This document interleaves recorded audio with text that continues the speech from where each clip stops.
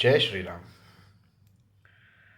Today, the 11th day of Ramayana Masam. It's difficult times for everyone. The world over is suffering,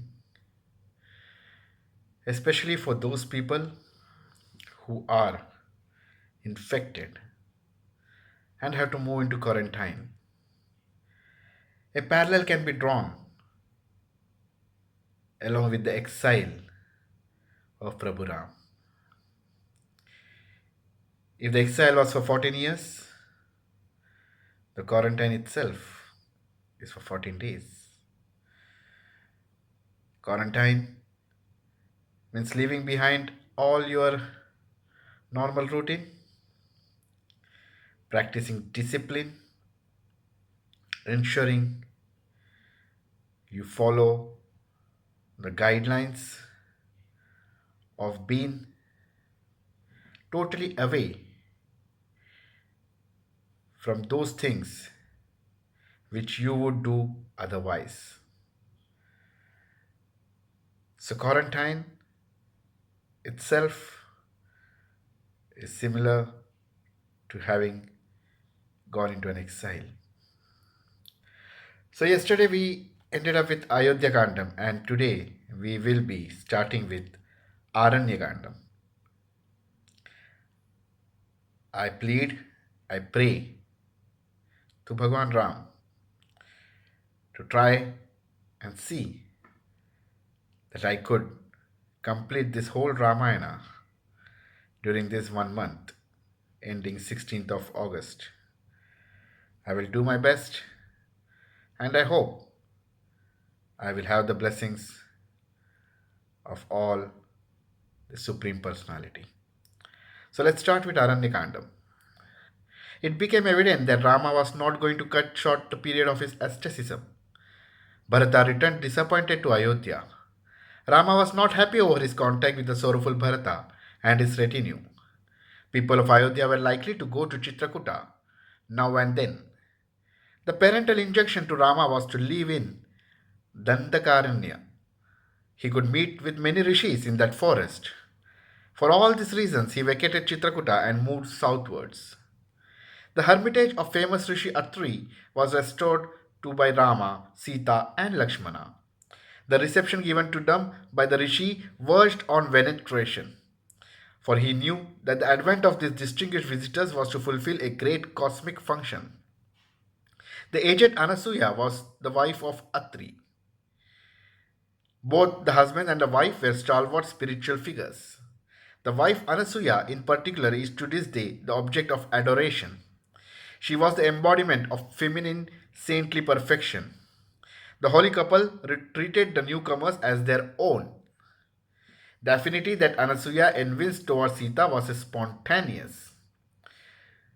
It was a spiritual mother entertaining a spiritual daughter. Tending the daughter started with attending to the toilet and ended with treating her to a sumptuous spiritual feast, inclusive of the provisions of ornaments too. This unique contact and experience of Sita was impossible in palaces. Rama conversed many sacred things with the sage. His further movements in the forest were also discussed. This meeting was very significant in the forest life of Rama. Several were the forest retreats of holy men visited by Rama in the course of his ramble.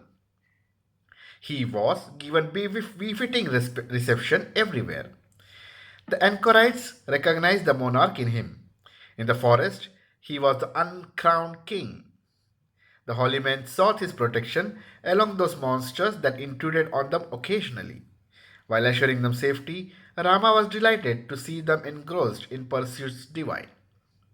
While Rama, Sita, and Lakshmana were wending their way through a dense forest, a huge demon pounded upon them and snatched away Sita.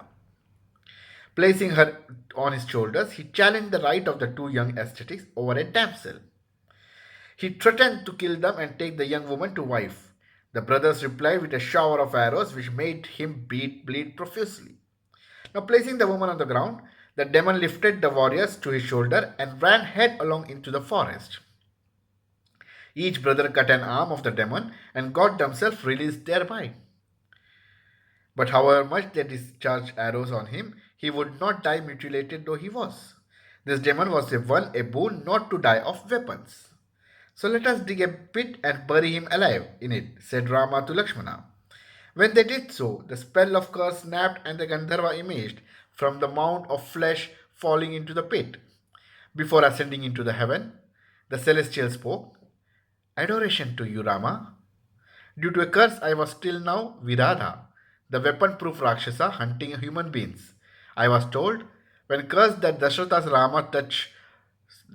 Rama's touch would give me emancipation. Glory to you for this merciful act. Rama, please be pleased to visit the ashrama of ascetic Sarabhanga, not far from here. And this request was responded to. The reunited three were now moving towards the abode of Sarbhanga. The sage had lived an exalted earthly life. His karma was exhausted. As Rama was nearing his ashrama, he could see the effulgent Indra and his resplendent retinue withdrawing from the ashrama and ascending into heaven. Rama, his brother, and Sita approached the rishi and reverently paid their homage to him. The rishi said, Come, dear children, I am delighted to see you. Indra came here just now to escort me to Supreme Abode. I told him to tarry for a while so that I could have a vision of Rama with my physical eye before I dropped the body. He approved of the idea. But he would not wait because he said that this was not the time for him to meet you, Rama. He would do so after you have successfully completed your earthly exploits. Rama, you please meet sage Sutikshna, who will furnish you with all particulars of your residence. The home of fire is ablaze. With your vision in mind, I cast off the perishable body into fire. Then he did and emerged in a resplendent body. Saluting Rama, he ascended into the beyond after the want of perfected ones. Subsequently, ascetics practicing austerities of various types gathered before Rama and submitted that they were teased, harassed, and hurt by Rakshasa infesting in the forest. They pleaded that they will be protected by this holy wielder of weapon. Rama willingly agreed. I came into the woods in order to fulfill my father's pledge. In addition to it, the duty of protecting the good has fallen to my lot. Twice blessed I am, for I have the privilege of serving the Father and the holy men. Thus, thus did he respond to the request. In the company of a few rishis, Rama directed his step toward the ashrama of Sutikshna. That area was the heaven of peace and benediction. Rama introduced himself to the venerable rishi and paid homage to him, falling at his feet. The holy man lifted him up and embraced. He said that he had heard of Rama's arrival at Chitrakuta and subsequently of his arrival at Dandaka forest also. Advanced though he was in age, he had prolonged his bodily life solely for the sight of Rama. So this is the second time. We saw Rishi Sarbanga and now Rishi Sutikshna, who waited for this day for Rama to arrive so that they could proceed further to the higher loka after leaving their material body, the mortal body, back on earth. So, Rama's arrival gave that mukti, the moksha, to this particular sage. Though the Dandaka region abounded with ashrama, it was desolate without a king. In Rama's arrival, that need has been fulfilled. When the rishi made his observation in the strain, the man in exile understood that what the rishis expected of him. In silence, he resolved to discharge his duty. The rishis suggested to him one after another of the ashramas in that locality for his abode.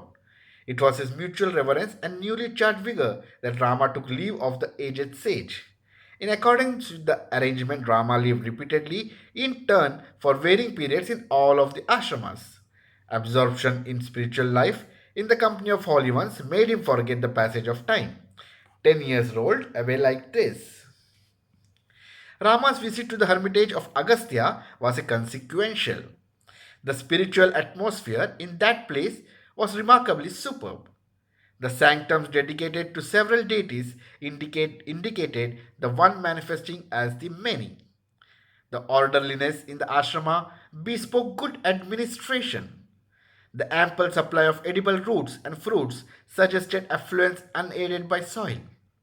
Audience with the rishi by appointment revealed the regularity of the daily's life. The large number of inmates proved the enormousness of the institution. In the august presence of sage Agastya, the visiting Rama prostrated in reverence. The sage lifted him up and embraced in reverence. Mutual adoration became unparalleled. In the way of introduction, the visitor to the inmates of the ashrama, the sage made a significant statement in regard to Rama. He is the embodiment of dharma. This is sage Agastya telling to the fellow rishis about Lord Rama. He is the embodiment of dharma. He is invincible wielder of weapons. He is adorable. His form is to be meditated upon.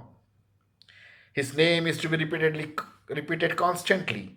And this is the message of rishis of that time to posterity.